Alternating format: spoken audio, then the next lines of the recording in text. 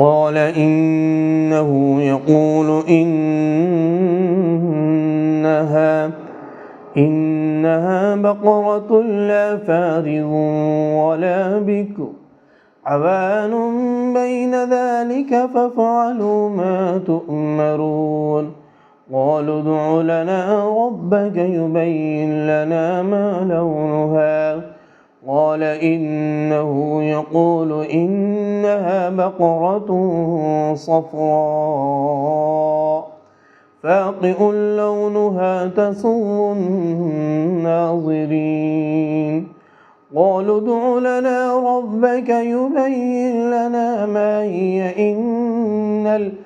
إن البقرة شابه علينا وإنا إن شاء الله لمهتدون.